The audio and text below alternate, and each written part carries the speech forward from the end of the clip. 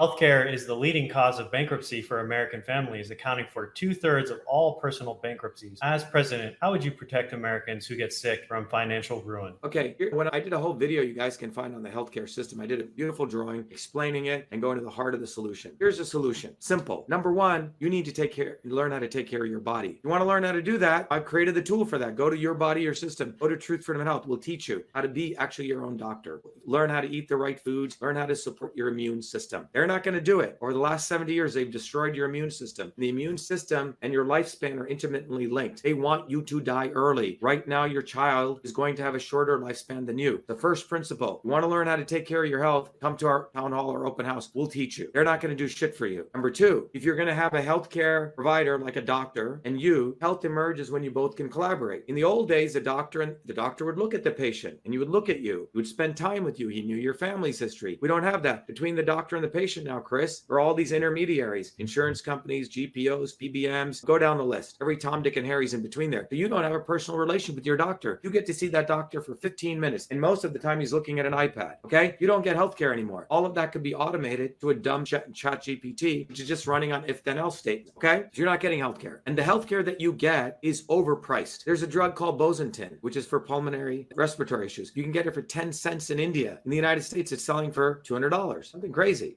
So the drugs are too costly. You get a procedure which can be done outpatient for $2,000. They force you to do it inpatient and they charge you $30,000. Why? Because the group purchasing organizations, 3 of them, which control the flow of everything between the hospital and the suppliers, or the drug companies and the suppliers, are the middlemen. Those middlemen own the healthcare system. They are incentivized to increase the price of everything. Hospital administrators get kickbacks from GPOs. All of this was made legal by Congress. So the bottom line is the cost of healthcare is too high, period. And it was made high because of GPOs and PBMs. They should all be made illegal. Trump didn't do it. None of these guys did it. Chris, one of the big things we need to recognize is there are these companies called group purchasing organizations on the hospital side, which control 90% of the flow of every catheter, every medicine into the hospital. And there's 3 of them. There are 3 pharmacy broker managers. Those guys control the flow of every piece of medicine into your local Walgreens, into your local CVS's. So big pharma is bad, but GPOs are even worse. If you think anyone could be worse. So if you and I create a mind-blowing drug that can cure Alzheimer's, and we're a small company,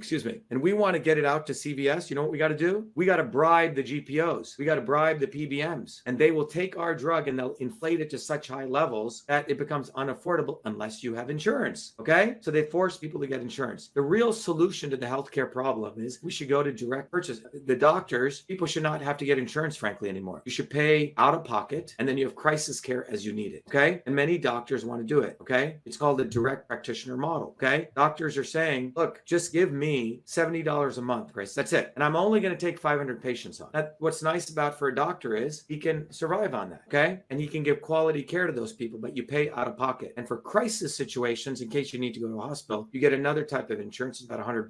So you can radically lower the cost of healthcare. That's on the direct side. So the doctors get to give much more time with their patients. They're going to take a limited number of patients on. It's not concierge medicine. It's family practitioners who really want to help. This is a very proven model. There's about 2,000 doctors, 3,000 who are doing this now in the United States. But the other thing that needs to happen is that we need to blow up these GPOs and PBMs. The 3 major GPOs are now merged with the 3 major insurance companies. So do you understand? Insurance companies want healthcare costs to be high. It may seem counterintuitive. Why? That's why you're going to buy insurance. Oh my God, if this accident occurs to me, this procedure is going to be $100,000 when it's only $2,000. Oh, I better get insurance. Okay. And then the insurance companies raise premiums every year. It's just pure, simple, highly profitable recurring revenue. They've done the actuarial tables. They know the number of incidents are going to be this much, right? But they keep scaring you with the high cost of healthcare. So you keep paying more insurance. It's the bottom line is the cost. It's the cost, dummy, period. So the GPOs and PBMs are the mobsters of this organized crime syndicate. We're running this. Again, if there's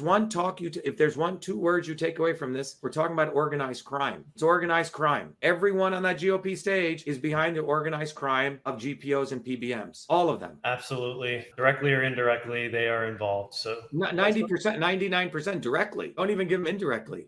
They're fucking involved directly. They all fund their campaign. The real question is, what are we going to do about that crime? Let's focus on the real crime. You say the real crime is all those guys on stage. And that's why the only solution for everyone listening is you got to go to shivaforpresident.com and get ready to vote for Shiva for president. Get one of these bumper stickers and put it on the back back of your car. And when you do that, you're saying a big fuck you. And what you're saying is, I'm going to come after all of you criminals by voting for Dr. Shiva. You see how they phrase these questions? It's an assumption that they're not criminals, okay? Chris Christie was the attorney general or whatever, the governor of New Jersey, where I grew up in. He's a fucking criminal, right? Who's he? He's a mobster. Look at him. He's a fat fucking mobster, right? By the way, I went to school with him. He used to be the catcher on our baseball team. Put on a lot of weight since then. But regardless of that, all of those people on the stage, Chris, are all criminals. The issue is, what are we going to do to jail them? What are we going to do to prosecute all of them? And why are they even on the debate stage? It's a crime that they use social media and then they have this alliance with government to make our campaign invisible. Is that not a crime? How many civil rights laws does that break? How many election interference laws does that break? So they get away with crime every day, okay? So we need to really define who's the criminal here. They're the criminals.